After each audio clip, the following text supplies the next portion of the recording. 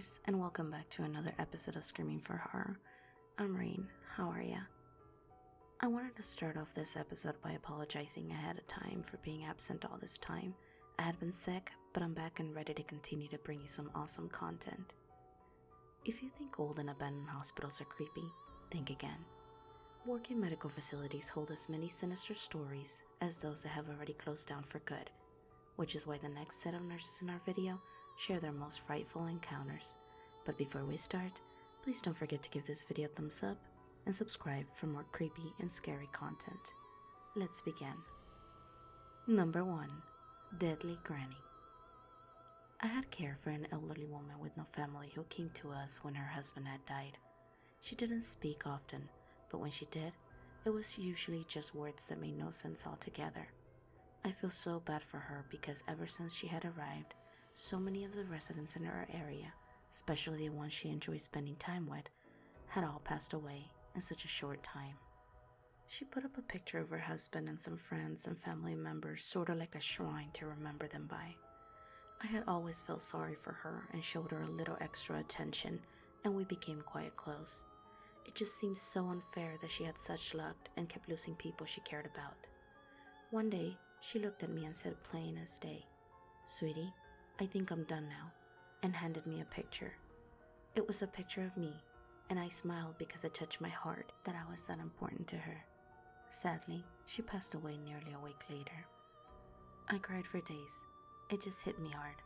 She knew it was the end for her, and she said her goodbyes as best as she could.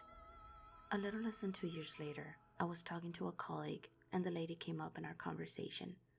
My colleague referred to her as that crazy which seemed very out of her character for her, and it shocked me and offended me deeply. As I expressed this to her, not so nicely, she gave me a look and she said, "Oh dear, you don't know?" and explained to me the following. As it turns out, it came out sometime after she had passed that she had killed her husband by poisoning him, and that there was an investigation because apparently she had a ritual of befriending somebody, obtaining their picture, and hiding it until she was able to kill them via poisoning as well, and then displaying the picture as some sort of trophy. It was suspected that that might have been the reason for the high mortality rate during her stay, and that the considerable number of photos in her collection might have been her victims. The last we heard, not even the family photos were in any relation to her, and the police were trying to ID the individuals and compare them to several cold cases. Number 2. Don't let them take me. I was assigned to the oncology wing where I met a patient that was, sad to say, on his last days. Word had been around that he had been fully awake for a few days and no one knew why. They were even giving him meds to try to help him relax a bit and get some rest, but nothing worked. On a particular night, I went to check in on him, and as soon as I walked in, he looked at me dead in the eye and told me, "Don't let them take me," while pointing up at the ceiling. As I looked up to see what he was talking about, all I remember seeing was a big dark mass-like cloud above. I was speechless, but the most frightening part was that my patient passed away a few minutes after that. Number 3. The White Man in the Hospital Gown. I worked in an acute care adult unit at a hospital, but I was sent to the kids' ward one evening since they were short on staff. It was right after 10 p.m. or so, and all the patients were in their rooms already and tucked in bed, when suddenly I heard a child screaming. I ran towards the room only to find a psych tech trying to calm him down. The 7-year-old boy was hysterical. He was crying, sweating, and shaking. He said he saw something, but he was too scared to tell us right away. After he settled down, he told me he saw a white man in a hospital gown just standing in his room. While we were discussing what was going on with the child, he suddenly froze in fear. Tears rolled down his eyes, and he said, "Be still. Oh my God, he's right behind you." We turned around, saw the man, and decided to address him. We told him the boy was scared. He then simply turned around without a word and left the room. While still taking care of the same boy, another one down the hall started to scream.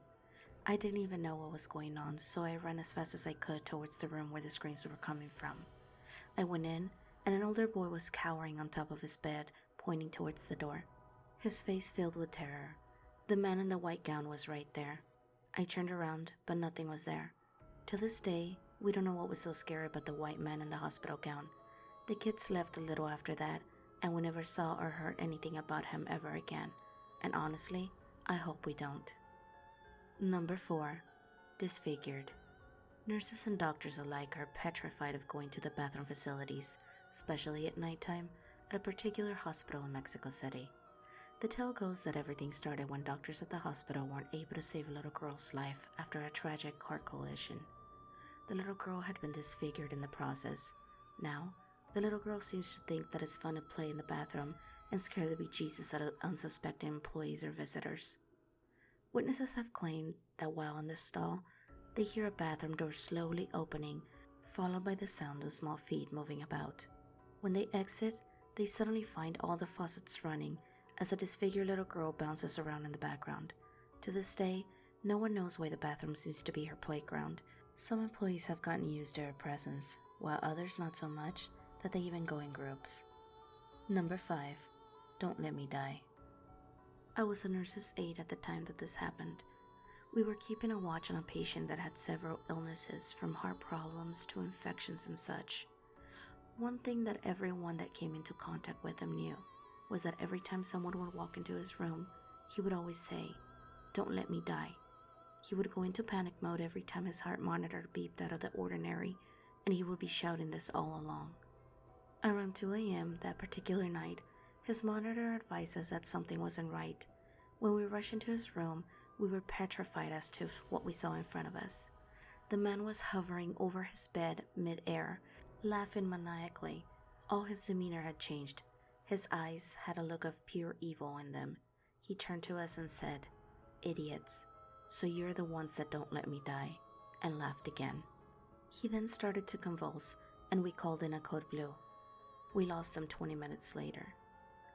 5 minutes after he had been pronounced dead, and with the rest of the team still in the room, he sits up and starts laughing again and says, "You let me die. What a shame." He then lets out a horrible screeching scream that echoes throughout the whole hospital. Even other patients around started to wonder what was going on. Everyone in the room was pale, and we couldn't believe what was going on in front of us. After that night, it wasn't the same for a while. No one wanted to go or be alone anywhere. A few of the nurses gathered around one day and made an hour prayer. It helped a bit, but we still had nightmares for days to come. Number 6. The 7th floor. I knew this nurse who used to work at a particular hospital and told me the story many times.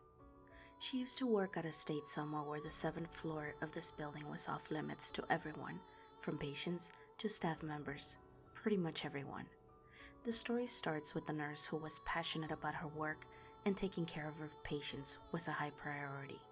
Even so, the one day her husband grew tired of this and decided to run off, take their kids, and he was never heard from again. In a fit of rage, she blamed her work and mostly her patients for her misfortune, so she decided to become an angel of death. She killed several patients by injecting them with different substances, until one day when she was about to inject yet another victim, she was caught by a doctor who had already suspected her and reported her to the police. When the police got there to arrest her, she locked herself in the utility room and slit her wrists before being caught, and it all happened on the 7th floor of that particular hospital. Soon thereafter, strange things started to happen on that floor. Every person who came in as a patient would mysteriously end up dead. Accidents between staff members, among other strange occurrences. The hospital decided that it was too much and deemed the 7th floor cursed. The floor has been closed down ever since, with several things barricading the entrances, but still, strange noises can be heard resonating from it from time to time. If you have a ghostly experience, a close encounter, or want to share any photos or videos of strange phenomena, feel free to send us an email at screamingforhorror@gmail.com, and your story could be featured in one of our future videos. Be sure to give this video a thumbs up and share it with your friends. Subscribe and follow us on our Facebook page for more. And remember, until next time, sweet screams.